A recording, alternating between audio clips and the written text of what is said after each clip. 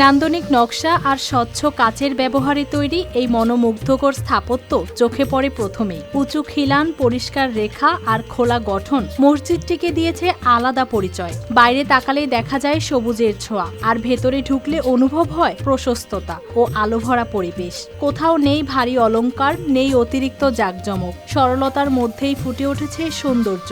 কাচের দেয়ালের কারণে স্পষ্ট দেখা যায় ভেতর থেকে বাইরের গাছপালা। দিনের আলো সহজেই ছড়িয়ে পড়ে পুরো নামাজ কক্ষে। বাতাস চলাচলও স্বাভাবিক, মেঝে পরিচ্ছন্ন, প্রবেশপথ প্রশস্ত। সবকিছু মিলিয়ে স্থাপনাটির প্রতিটি অংশে পরিমিতির ছাপ স্পষ্ট। এই মসজিদটা দেখতে আসছে আসলে একটু ব্যতিক্রম। সাধারণত সচরাচর এই ধরনের মসজিদ আসলে বাংলাদেশের কোথাও আর নজরে পড়ে নাই। এটা একটু আসলে ব্যতিক্রম, অনেকটা টানানের মতো। তো আসলে এটা অনেক সৌন্দর্যতা দেখার জন্য আসছি আমরা। গ্রামীণ প্রকৃতির সাথে একবার টানার মসজিদটা একদম মনে হয় যেন খাপ খেয়ে গেছে, মানে একবার খুব মিলে গেছে, যার কারণে এটা প্রকৃতিতে খুব একটা সৌন্দর্য বয়ে আনছে। এই সৌন্দর্য উপভোগ করতে আসা মানুষজন শুধু নামাজের সময় থাকেন না সীমাবদ্ধ। অনেকে একটু সময় নিয়ে চারপাশ দেখেন, নীরবে থাকেন বসে। মসজিদটি দেখার পর আসলেই অসাধারণ লাগছে। এর যে নির্মাণ প্রকৌশলীগুলো আসলেই মানুষের মন কাড়ে।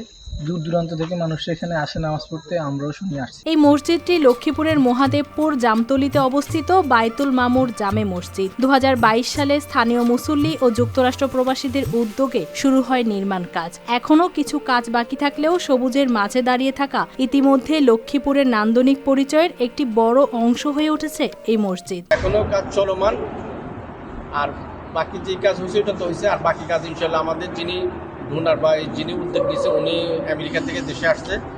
উনি গত সপ্তাহে মসজিদে আসছে, দেখছে, আর কাজের জন্য বলা হয়েছে। কাজ ইতিমধ্যে শুরু হবে। পরিবেশটাই এমন যে এখানে দাঁড়ালে গতি আপনাতেই ধীর হয়ে আসে, মন হয়ে যায় শান্ত।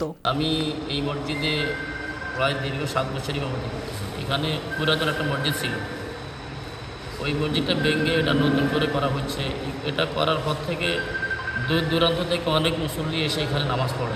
আধুনিক নকশায় নির্মিত এই স্থাপনাটি অল্প সময়ের মধ্যেই পরিণত হয়েছে এলাকার আলোচনার কেন্দ্রবিন্দুতে। News desk, RTV।